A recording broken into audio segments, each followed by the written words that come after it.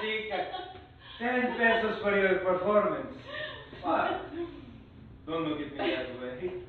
I'm more surprised than you are.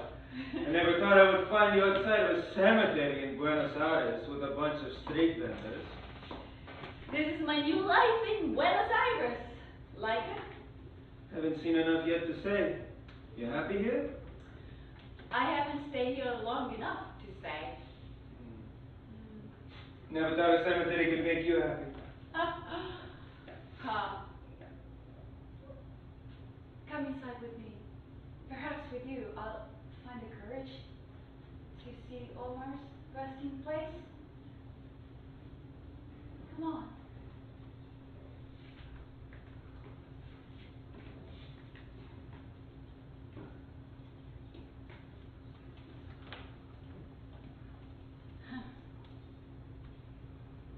The construction company says that they have to wait for the good weather to start the foundation.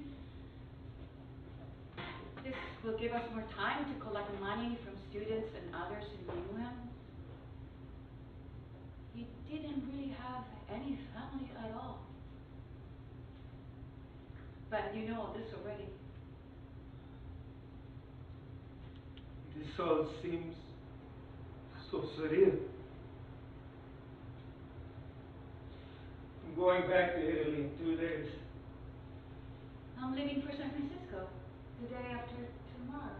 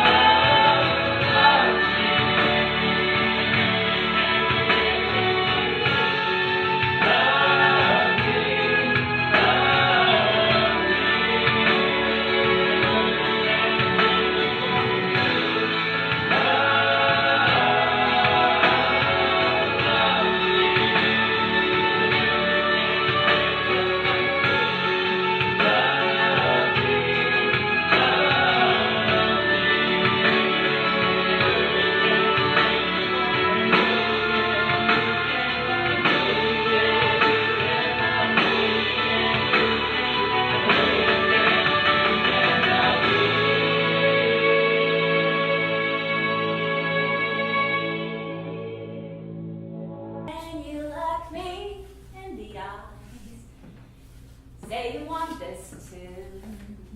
Can you feel the life inside? You can love me. I know you can. I'm scared just like you. I know what you're thinking. The logic you're using to keep yourself safe. Love me.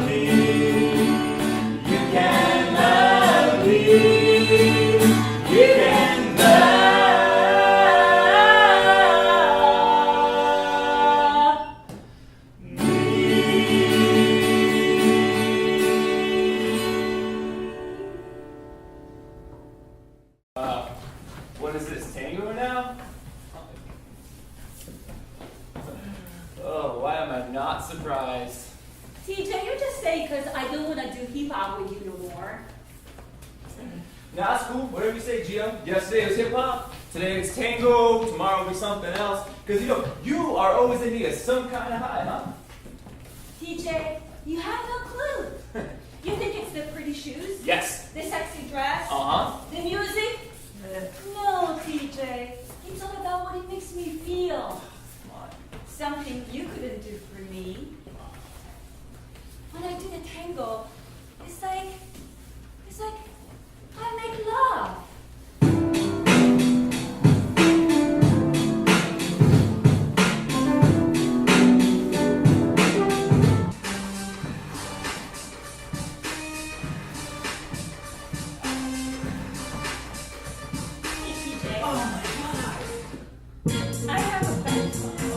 Sounds like it. Exactly, that one.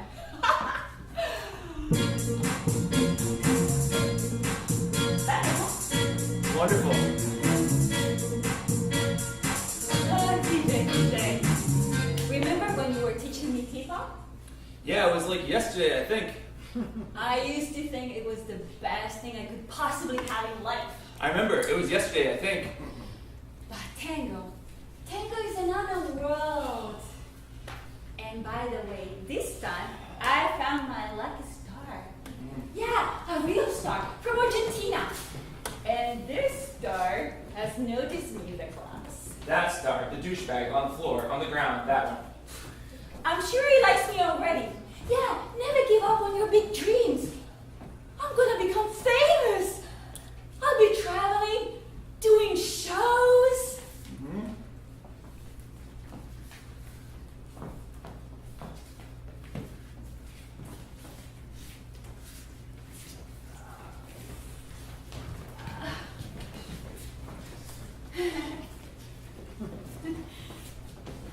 If I understand, you want the tea stuff in a mall in Epsom Square? I believe you mean here. Yankees made up this term. More than that. Here, let me show you.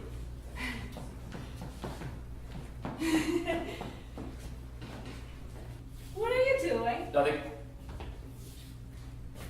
TJ? Hey, Gio. Just nothing. TJ. Oh, TJ. The way he was holding me. Oh, come on, really?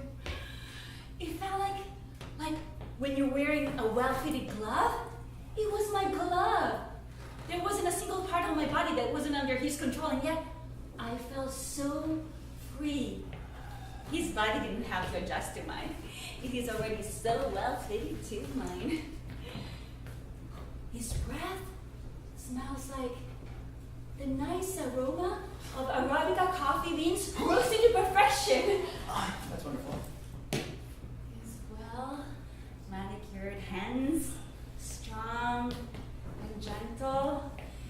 At every lead, my body was responding without hesitation. It was like my body was saying to his, I can do this very well. I love this. I can do anything and everything you want of me. I can be anything you want of me. I am your ultimate fantasy. I get it. You fucked Omar. Congratulations.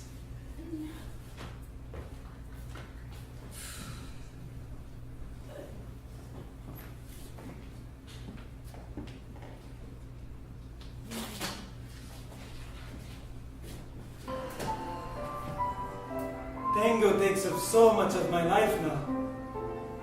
I never would have imagined. There are still so many more things I want to do, like writing a novel, learn to play classic guitar, learn Japanese.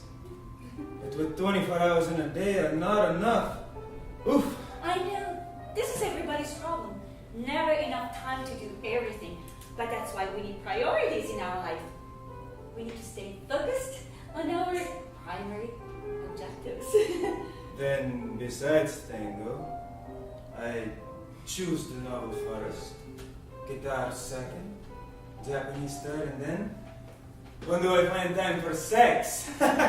When I sleep? Oh, I have to change my priorities. First, I focus on sex, then all the rest. Clever. These hormones, is there any way to get them out of the body? Then you'll take all the fun away, all the spice and juice of life. I know, but it is a physical need that takes you away from the things that count the most. What do you mean? I'm talking nonsense. Forget me. Sorry. Please, go on. I'm interested.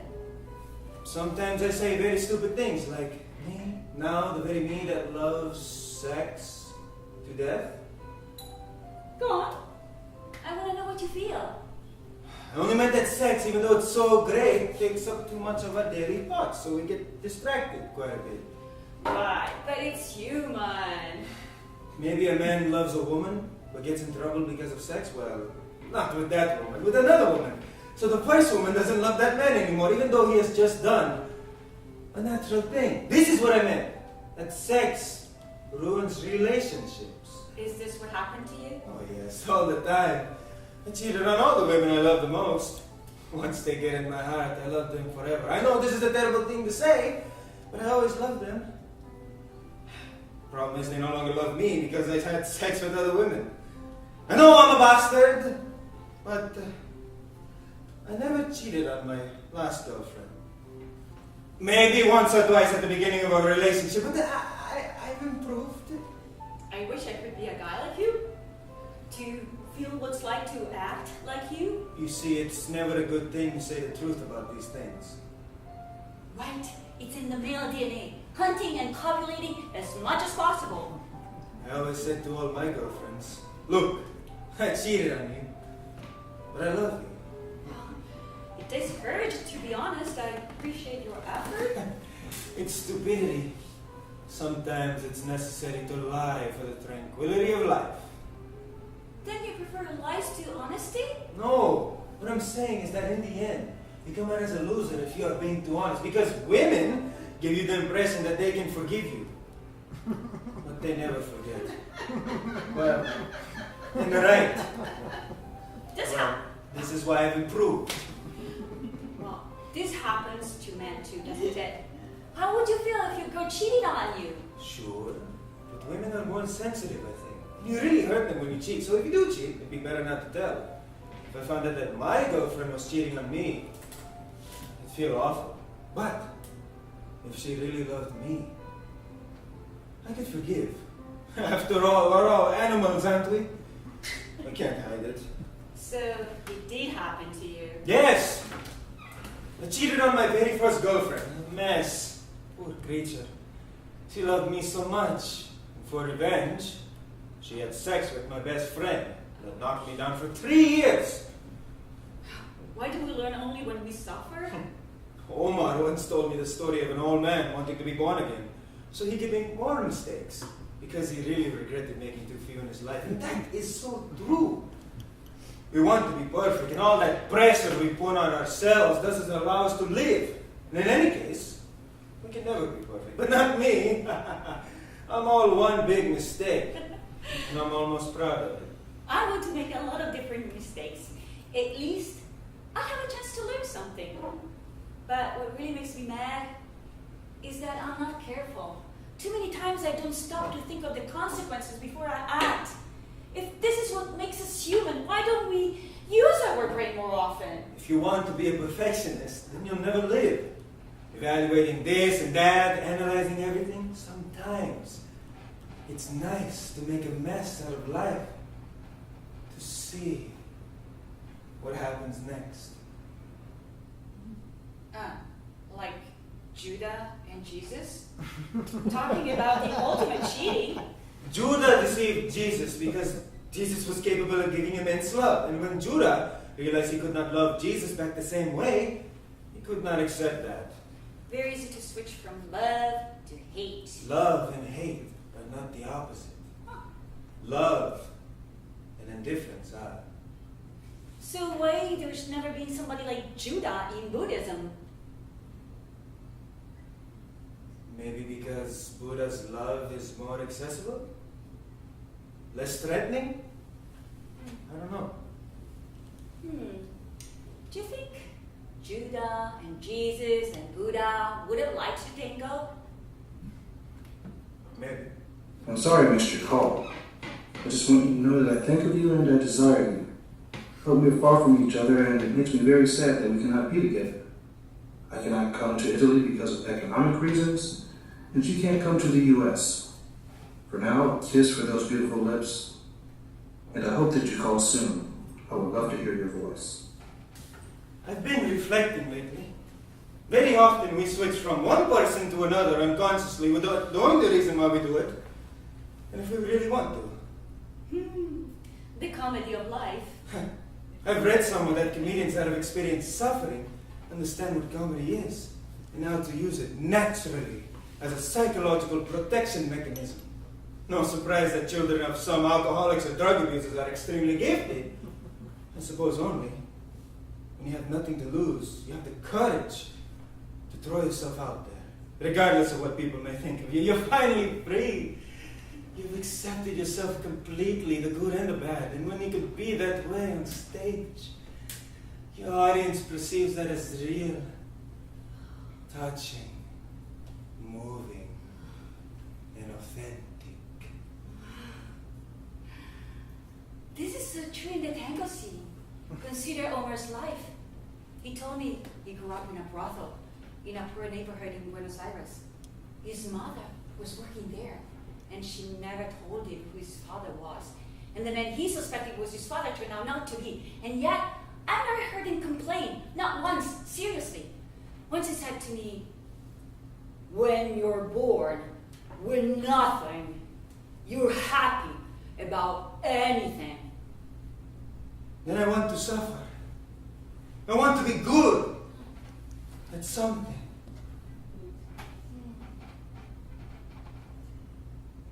I want to eliminate all useless unhappiness. All that stupid mental masturbation I do so well. Basta, no more. From now on, the joy of living will be my driving force and my inner strength. Like Buddha. Yeah, that's right. I want to promise myself to only accept useful suffering. What? You know, that type of suffering that makes you reach emotional and behavioral maturity, right?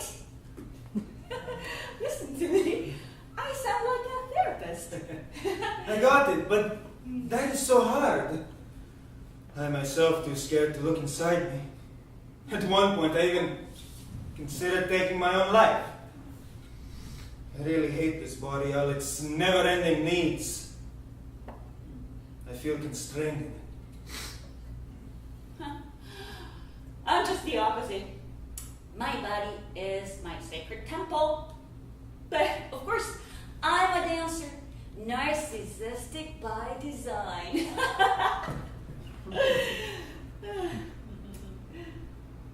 Suicide, you said?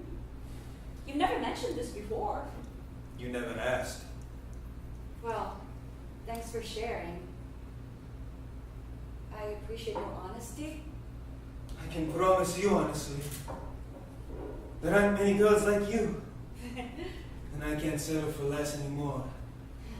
And by the way, my mother adores you. And me too, of course. Do you still have suicidal thoughts? No, my reasons were stupid. Mainly to make an everlasting impression on somebody, in the hopes of being remembered somehow.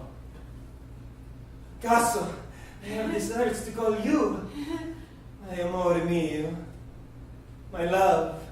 Why don't you? I'm doing it. I'm saying it out loud. Amore mio, and I like it.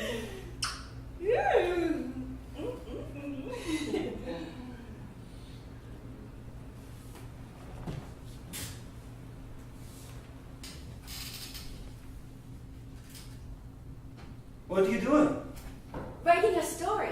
It's a surprise for Omar. When I go back, hopefully you like it. I want to make it into a musical. I'll be the star of the show, of course. Before talking about doing shows with me. He's trying to get in your pants. Come on, can't you see it? Why are you so cynical? I'm practical. I know that Superman with such talent that almost scares me. I've heard stories about his past. He used to be a womanizer and an alcoholic, and it looks like he still is. Look, I've heard those stories too. And I'm not disputing what other people in their past lives experienced with them. I'm talking about my own experience. No one has the right to tell me that how I feel about him is fantasy. It's no one's business to comment on what I allegedly had going or still have with him. I'm entitled to my own emotions, and those are as real as much as I let them to be. Okay, but I just don't want to see you get hurt. That's all. Are you trying to tell me something you did?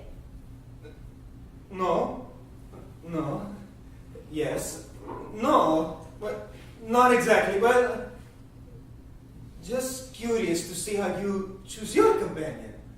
How your brain operates. Suppose you're in a room with about 100 men. How do you choose? Why are you asking this now? Why are you avoiding the answer? I'm not. I say it's the right package. The complete package for me. For many women, I suppose. I pay a careful look and scan the entire room to identify the right candidate for me, if there were one.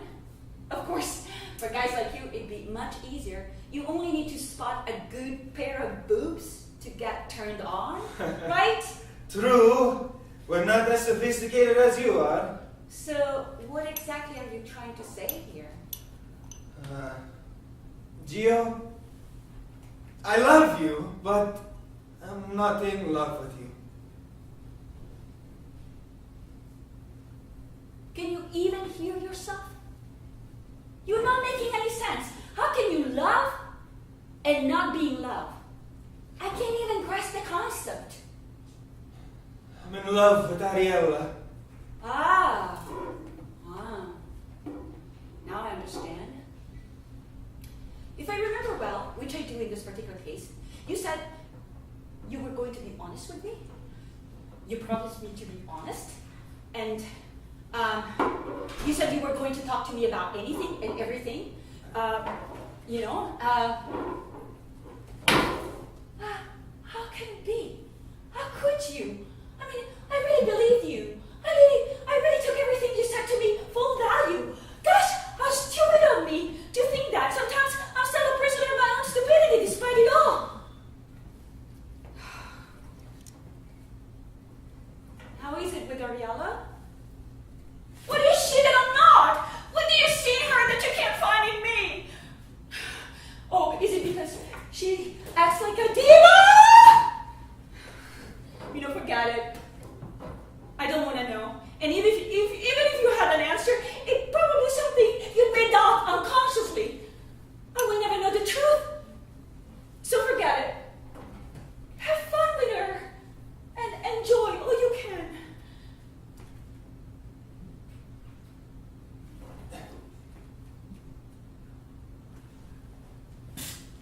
And forget that I ever existed for you. I've never been in your life. Never. Never. Never. I guess it's payback time for Ariella. Or vanity. Or maybe it is possible to really love more than one person at the same time, and it's not cheating. Omar, it's Dad. Yeah, can you meet me at the cafe, please? Now?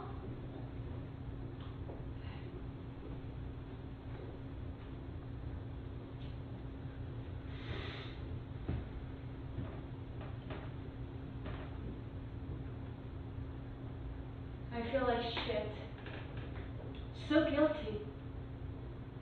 I didn't call him lately, you know? He asked me to go back and stay with him in San Francisco, and I didn't. And I didn't even give him a good excuse for not doing that. I I had gone back. At least I could have enjoyed him a little bit longer. Why? Why? Was I too scared to get too involved and attached? Why?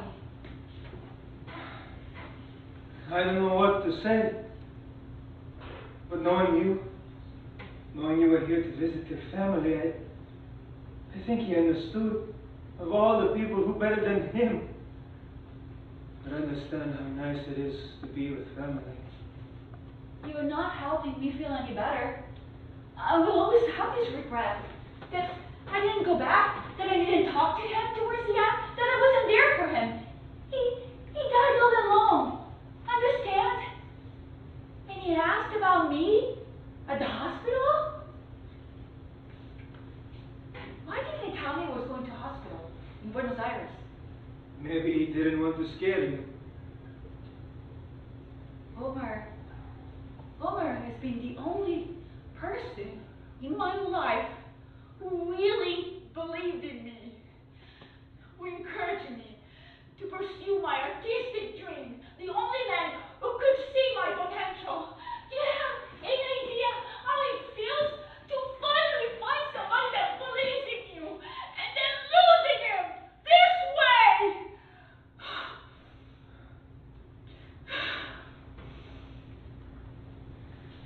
Are you leaving for Buenos Aires? No, I'm going to San Francisco first, then Buenos Aires. But I will not go to his funeral. I want to remember him the way he was dancing with me. Yeah.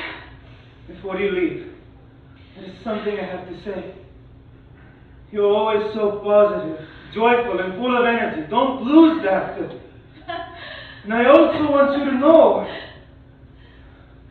that I have loved you. Look at me. I have loved you and respected you. Always. What?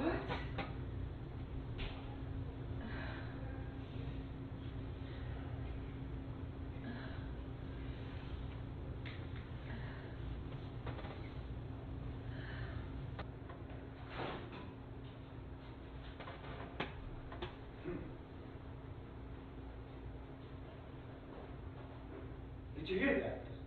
What? That noise? Oh, there are raccoons in the backyard. No, it's not that. What then? I know this apartment well. I've been house sitting here for a long time. Omar found it very nice and quiet when I posted him here. No. It's something else, okay? I haven't said anything for the past few days because I wasn't sure, but now I'm very sure. I can feel his presence. You mean Omar's? Are you afraid that his ghost is going to play tricks on you in your sleep? It's disturbing. Are you really scared? Sitting on the same couch he once sat on with you, sleeping on the same bed he once slept on and made love to you. Dear, I can't do this anymore. What are you saying? Wait, let me guess. Is this your way out? Pathetic. Of all excuses, this is the most absurd of all the ones I've heard from you. Damn, woman. You're such a bee! Such an unsympathetic sometimes. Look, Doesn't it bother you? look, there's nothing I can do how you feel. If you knew this was going to be a problem, why didn't you come in the first place? I didn't think of it. No, as usual. Oh, so it's my fault that I give in to your charm again? No, you're not going to play this game with me anymore. Yes, I feel his presence too. What do you think? I listened tremendously, and I was hoping to get some support from you. How wrong I was again. All you do is judge me. Gio, I'm done here. There's nothing for me here anyways, and I'm going back to Buenos Aires. Right. Run away. Again. That's what you do so well. Go back to Mama in Buenos Aires. Poor baby.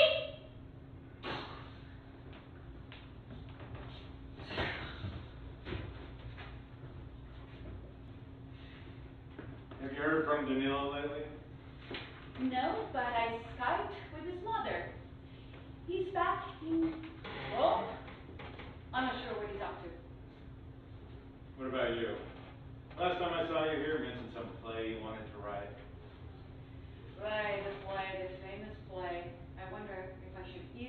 mother. Giving up so soon? I mean, doesn't seem your style from what little I know about you. It's not a question of giving up.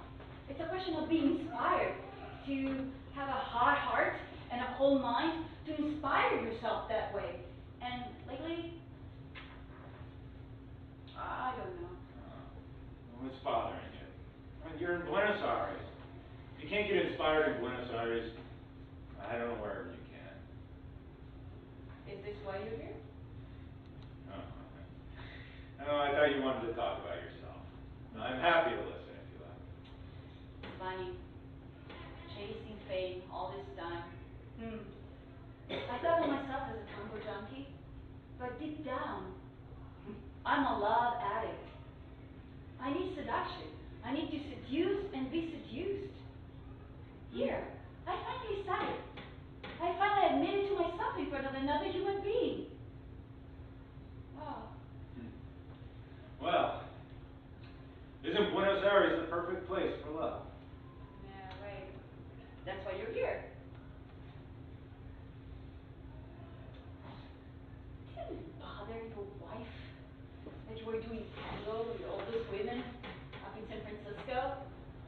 I mean, talking about the ultimate tango embracing all those voluptuous feminine breasts pressing against your chest, all those soft and warm feminine noses and faces pressing against your cheeks.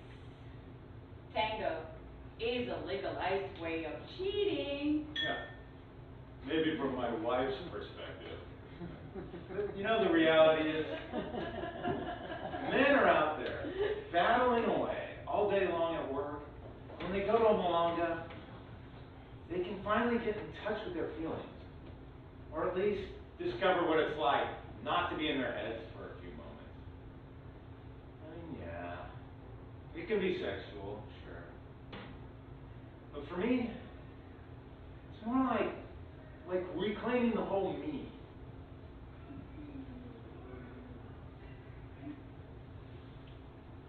Dance with me, Robert.